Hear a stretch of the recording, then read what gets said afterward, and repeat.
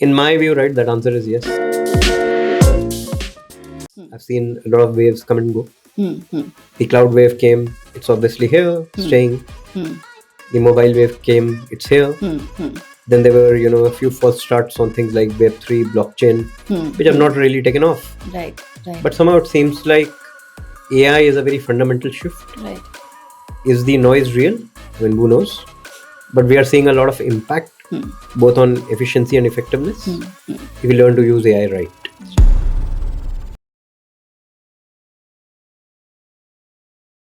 Hi, everyone. Today we are talking about AI in marketing.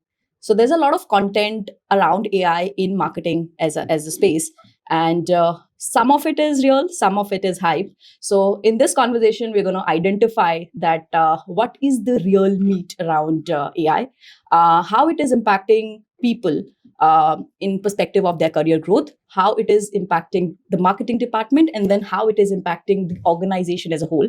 So we wanted a guest who have seen both sides of the spectrum, who have managed large media spends in corporates, and also now running a startup of his own and building an entire company around AI. So I have with me Varun Dhamija today. He had been a part of companies like TimesPro and Pearson. He spent multiple years in education as a segment, and now he's building ALTIV.ai, which is helping individuals to revive their career and identify the right paths in terms of AI to grow their careers ahead. So welcome, Varun. Very nice to have you. Thanks, Poonam. Glad to be here. Great. So Varun, I would like to start the conversation by going back in the time. So you have been a part of education as a sector. You work with companies like TimesPro, where the product in itself is learning and growth. I would like to know that what are the challenges while advertising and marketing a product like this, and how do you overcome these challenges using technology and data at the core? Sure, while there are, many that come to my mind immediately, but I'll try to focus on a few. Right. Education is typically a lead generation business. Correct. Right. Which means that a certain percentage of the leads that you generate will convert. Right. Typically, it's a single digit low number if the price point is fairly high. If the price point is low, it's a high single digit or 10 or 11%. That's what I've seen. In that environment, what is a marketer's job, right? A marketer's job is to try and generate leads that convert. Correct. Right. So that's one. How do you find out who are the right people who could convert? And we can double click on this a little later. The second most important thing is, just like healthcare, right? Education is also a holy grail. Okay. Why do you say so? Because you have to be very careful with the message you give, right? And you have to be factually correct, especially if you work in a big company. Your messaging, your communication, right, has to be right. Right. That brings some restrictions, right, in the way you handle things. The related challenge is that the category is fairly abused by small players. Okay. Because it doesn't have a regulator. Unlike, say, insurance, where every communication is approved by the regulator, in education, you can make tall claims or choose to make tall claims yourself. Right. Just on the way here today, I saw 5 institutes. All of them said they are India's number 1 or top ranked placement institute, placement related institute, right? And there's nobody questioning them. I'm sure there are, some few cases here and there, but largely they're unchecked. So those two forces are at attention to each other. You have voluntarily chosen to say the right things. Correct. And your competition has voluntarily chosen to say the wrong things. There's noise and clutter. How do you sort of, balance between the two?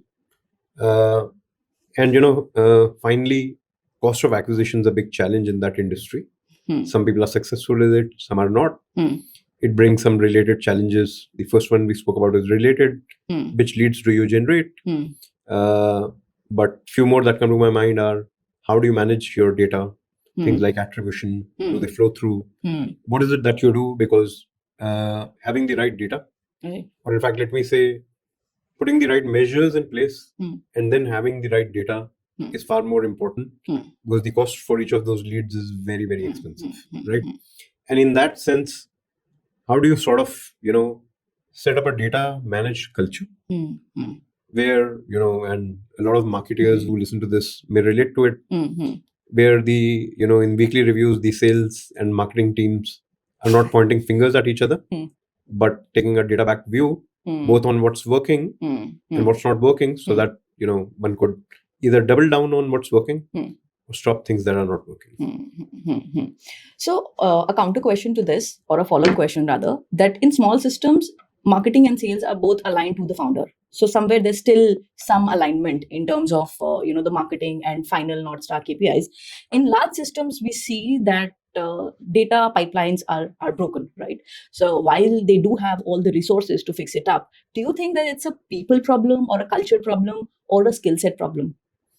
I think it's definitely a culture problem, right? Because I've worked in all types of setups. If the setup is, I wouldn't say small, but if it's centrally managed, it's far easier to sort of set that culture. But the way one has to define that culture or that data back culture, like I called it earlier, has to work that even behind your back, when you're not in that review, are people asking for, the similar data patterns? Are they looking for the right signs of things that are working or not working? I'll, take a specific example here, right? Time and again, we have done this, that we set milestones. Right. In education, particularly in upskilling, marketing cycle is anywhere between 2 to 4 months. Okay. Right? Because you have to start a batch. Correct. And what that means is that, you're marketing for that 60 days or 90 days, which is a very long period, especially in today's time, right? So how do you set milestones, say at every 20%, while realizing that, the performance curve is not going to be linear? Right. So how do you do that and early on spot what's not working to make that change, right? The other sort of problem that not having data brings is, or not having the right data brings, is that it's up to your own interpretation whether things are working or not working. Right. And later on, that brings a lot of problems. So having that sort of tooling, that culture is important. More the merrier, of course. Right. But the problem that, or the mistake rather that people make is they want to boil the ocean on how their dashboards look. Whereas I feel that you can start really small and figure out things like top of the funnel, middle of the funnel, and bottom of the funnel, and try to become more and more sophisticated as you go along. Right. And I'm also curious to know that since you have made this shift from being a marketeer to now being a founder, I'm sure there would have been a point where you realized that the fundamentals of marketing is going to change and AI will be bringing that change. So was it an incident of probably a failed campaign or strategy or a conversation that that helped you realize that now that change is going to be for real? That's a very interesting question, and so many thoughts come to my mind. I probably have to channel them. I don't think it was very recent or completely driven by AI, but over the years, I saw a few shifts coming. Right. I remember around 10 years ago, I was in the US, and that market is typically ahead of us. Correct. Both in its offtake and its challenges. And in some review, because at Pearson, we used to run this global online program management business. You were in Pearson that time. That's right. Okay. So I figured there that there were cost of acquisition problem. Okay. Right. And we understood that like for like, every year, the cost per lead was going up 22% CAGR. Okay. Right. This is not alien to any of us, right? Because we've seen our favorite platforms like Meta and Google do that to us. Right. Enough. When we started upskilling in India, the cost per lead was 200 rupees. Today it's probably 800 or 900. Right. So how do you survive in a market where your cost per lead is growing 22%? I'm not going to talk about our conversion rate because clutters increased and so on. So that's impacted as well. But let's assume that stayed flat. So your lead cost is increasing 20%. Your fee is not increasing 10% a year. And the target is increasing 2x. How do you sort of manage in an environment like that, right? Right. So that's one. The second that, I generally figured is that in a lot of these businesses, there's generally a trust and discovery issue, right? We often confuse, as marketers, we confuse discovery to more SEO, more advertising, and so on. But what is our earned media and channels that we must go after? How do we build that trust and credibility? Right. And have the right communication? Are we able to say no to people when they ask us questions on, is this right for me? That's important. The related bit, Poonam, is that when waves like these catch, right? Let's say upskilling. I can sit here all day and say why that's important for people. But we need to realize that the consumer or the learner, they're very different needs. Right? And they're, by the way, jumping in and out of that cycle. Let me ask you, what's a peak season for gym memberships? It's like beginning of the year. 1st January, right? Yeah, New Year resolution. Absolutely. What do you think the peak season for upskilling is? The appraisal season? Right after appraisal, right? You got it. Just that it lasts a little longer because some companies do it in April, some in May, some in June. But again, the needs are very different, right?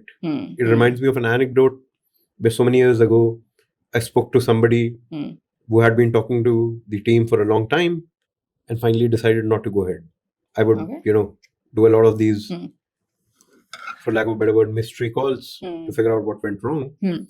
And that guy said, well, I was quite convinced. I thought this is the right course for me. Your people were, they explained things very well. They did not misrepresent, which I liked. And I'm like, great, but, what stopped you? Right. So he said, I spoke to my wife and she showed me the treadmill in our house.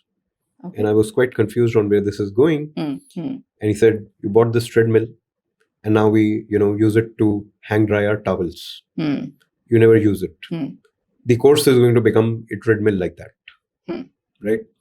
And, quite honestly, not very surprising that with kids to manage, with work to manage, right? And trying to get some sanity over the weekend for your own self, it is definitely a hard journey to invest in something like that, right? So there are a lot of those type of things that combined together were brewing in my mind. But until more recently, a couple of things happened. Okay. One that, AI has brought in a lot of anxiety, both positive and negative.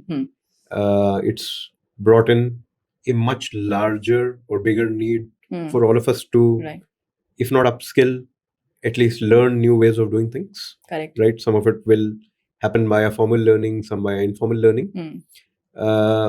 There's some stat that says there are going to be 6x more career transitions. Okay. Right? In the age of AI. So how do we help people and monetize those opportunities? Right. That was the third bit. Right. But the fourth, which is very close and personal, is that I personally think the course itself is dying as a unit of learning. Right? Watch a video for 40 hours, broken, of course, broken sessions, and then hope that you've learned and forget it. Right. Course as a unit of learning has worked 10 to 20% of the times, and there was no better way of doing it. But with AI, that's completely going to change. The way curriculum, content, practice, feedback, all that's going to happen. So no better time than now to go after, solving both learning and cost of acquisition at my own setup. Got it. Great. So now picking up about anxiety from your last statement, and I think this is the $1 million question for most of the marketeers today. One is, should they be anxious or fearful of what's happening in marketing due to AI, maybe other changes as well? What is the opportunity for a mid-level manager, senior manager in marketing today, and how can they upskill themselves? What should they look at while looking at upscaling opportunities? So, while we did launch a feature called FOBO, or fear of being obsolete, and a lot of people, liked it, but a lot of people said you're spreading anxiety. where it's not due. But before answering that question, I'll tell you this, right? When I was a kid, we used to have this rotary dial phone at our home, an MTNL line in Delhi. Right. There were around 350 houses where I lived. There were two phones. Okay. Right? And then we all know the mobile phone story, right? Right. I remember the time that, from one of those QWERTY keypad phones, the first time my company gave me a BlackBerry, I switched to it. I got so, I don't know what the right word for is, but so confused that I took the SIM out of it, put it back in my phone, and, kept it in my drawer. Until over the weekend, I'd forced myself, and I fell in love with, that full keyboard experience, right? And when touch phones came, I thought, why do we need to change from what's perfect? Right. But we know Blackberries have disappeared, right? Right.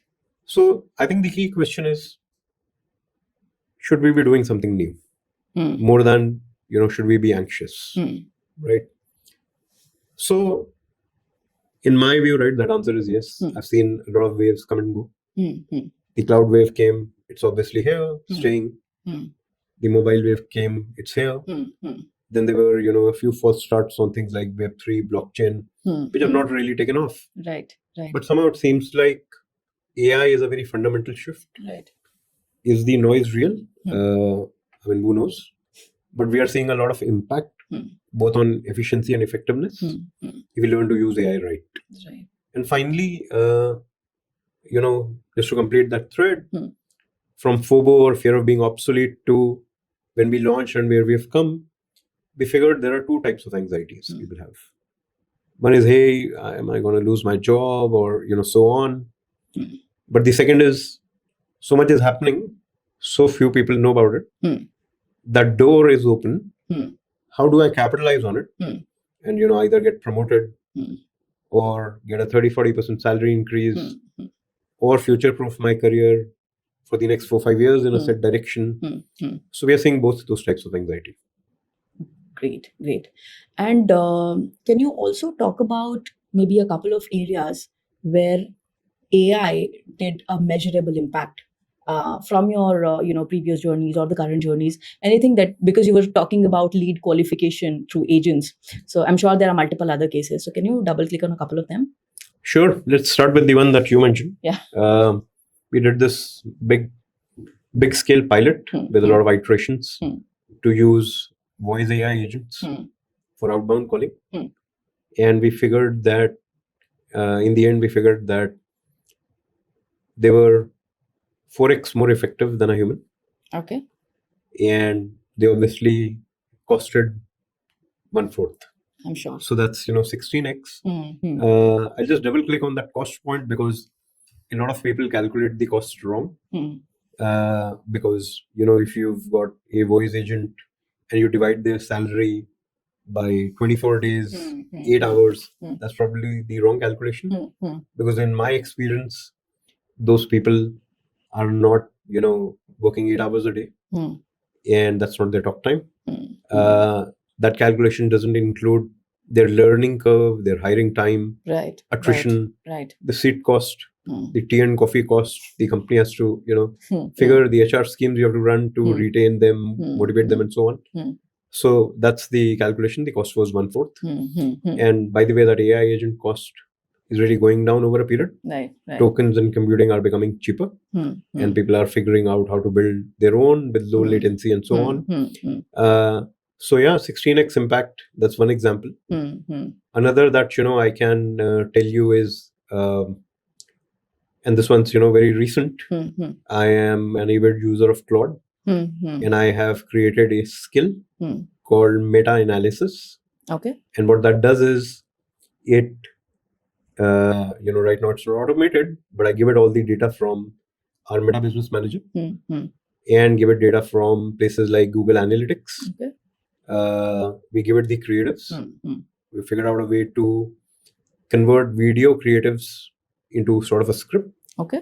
And now we're trying to do something which is a frame-by-frame analysis, which AI does. With all this data, the meta-analysis skill, what it does is, it tells you where exactly the problem is, right? And what that's done is that what you would do earlier, once a month, at a very limited scale, Right. you can almost do it daily. Correct. Right? Because while you're sleeping, that agent is doing that analysis for you. Right. So in some sense, before I even go to efficiency, right, the speed of reaction has massively changed. Right. Absolutely. And the final one I'd give is speaking to somebody who works in an agency, and they said their client win rate has massively shot up. And I asked him, how's that? So he said earlier, before doing a client pitch, 5-6 people would look at 5-6 creatives in the category, right, run some analysis, right, think in a certain way, and those 5 people think in a certain way, collate that feedback, and in the client pitch say, here is what we understood about your category, right? But they suddenly changed it to analyzing 500 creatives, picking the 5 that worked very well. correct, Or did not. I know some people who are going to Meta Ads library, which is public and open, correct, and figuring out for their competitors which of the creatives have been running, say for the past 40 days, 30 days. And that's a good signal to figure out if they are winning creatives, correct, right? absolutely. You could do it earlier as well, but imagine now you're doing it systemically at scale, Right, not just for one competition, right, but you're doing it for many competitors. And the agent's constantly at it while you sleep. correct, right. And any one instance where AI has a way to go, or probably it has failed? Anything in Well, there are marketing? many. I've personally found video creation the toughest, Correct. while it's quite crazy where it's come, particularly with some of the models like Seed Dance of Byte Plus. VO3 is quite good, but extremely expensive. So if you want to sort of, produce a corporate film, AI is quite good to replace those sort of things. It does have some way to go if you have to shoot shorter, performance marketing sort of creatives. But people have figured out ways to use them as well. But I think that area is going to evolve for sure. There is some noise, both positive and negative, on just setting up agents to, on an ongoing basis, manage the campaigns for you. That area, I think, still needs some work to go, and hopefully it remains that way. Right. So all of us have some work to do. I'm sure. And now talking about ALTIV in particular, Varun, I want to know that if somebody is trying to upskill them today, what can be the way to go in next, say, 7 days or a month? Not looking for a long-term plan, but somebody who's trying to upskill. What is your funnel currently, and how one should look at it? So I'll give both some, generic advice, as well as talk a little bit about ALTIV. A lot of people ask me this question, right? So the first 3 things I tell them are that 1, just get started rather than waiting, right? 2, I tell them it is a contact sport. Okay. You can't read about it or listen to a video. While those things are good to a certain level, but there is no substitute to you doing it yourself. Right. And you will improve over a period of time. Correct. The third, while people love using prompt frameworks, which are quite good in some cases, especially the ones where you say, act like a performance marketer, right? Or a creative consultant. So giving a persona. Or giving a critique, right? Those and, some of the other prompts are also quite good. But the way I think of it is, it's like having a conversation, right? You'd have with your colleague. Right. The slight danger is that AI likes to tell you what you like to hear. So what I often do is, when I've gone too deep with one AI model, I take the question and the final outcome and give it to another AI model to critique. And if I get a very different answer, then I probably need to rethink. Correct. Right? Large decisions are run by humans as well, but that's one. So those are good frameworks to get started. Now talking a bit about how at ALTIV we think. We think the course is going to completely change and transform. And what we are building and launching soon, in fact, for marketeers, is a concept called plays. Okay. And a play is a unit of learning that can be done, say, in 30 minutes. Okay. So over a lunch break. Okay. I would have wished to say over a commute, but it does involve a lot of data and hands-on. So ideally at a place where you can focus. And unlike a course which is static and gives you a video, the play starts with data. Correct. And it solves a practical problem, such as you've got high impressions but low CTR. How do you fix that? And what we do is we give people some synthetic data. Okay. But what we strongly recommend is bring your own data.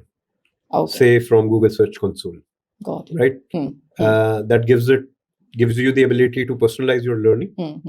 And but we recognize a lot of people may not have the ability to bring that data, corporate firewalls and so on.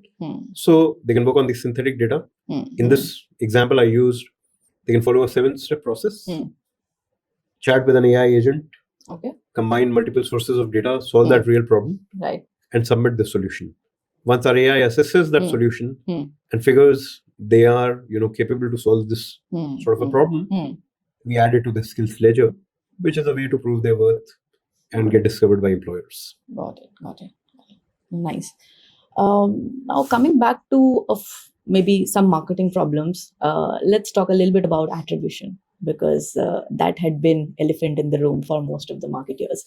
EasyInsights had been working in the space of attribution for a quite few years now, and we see that it is more than just last click and first click, right? And so do you see AI solving attribution for marketers, or it is going to just make the broken data run faster? So what's your thought on that? See, I think the more important point is that I think especially for marketing, AI is not going to be the end all. Right? There's going to be a lot of room for specialist solutions. Right? There are a lot of people building video generation tools, right? Because they carry the context. A lot of people are trying to sort or create AI agents which do performance marketing or competition scouting, right? While I know some people will build their own skills, why reinvent the wheel if a solution exists? Right. Specifically for attribution, I think the noise is massively going to increase because there's already enough noise in saying, are we getting traffic from ChatGPT? Right? They stopped, giving links for everything because obviously they were also trying to monetize and place their own links. Correct. That's going to happen soon. Some of it started happening. But how do you track, right? If an AI engine mentions you but doesn't give a link, right? Whether we like it or not, as marketers, we have to work on a lot of proxies, right? The more data we can bring to support our hunches and build proxies from that incomplete data is our job, right? There's no perfect world. If at all there are any CFOs who hear your podcast, they're going to hate me for that. But yeah, there's no perfect, data. But I would, say that attribution is a problem that both marketers and finance guys should look to solve to bring predictability and figuring out where is the most ROI, even in an imperfect data world. So I think there's going to be a lot more room for attribution in general. It's not going to sort of, reduce. AI is not going to be able to solve each and every problem because remember, AI also needs a lot of data. Correct. You can use the right AI models to probably stitch is also not the right word. To probably interpret the data once you've stitched it together, because the cleaner data you're able to provide even to an AI model, the better job it will do. Got it.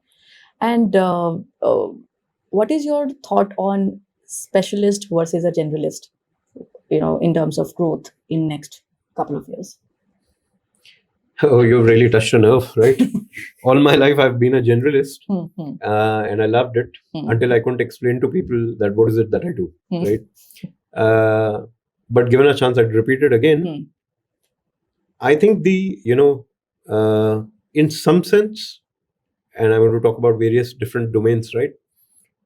The world is becoming the world of a generalist.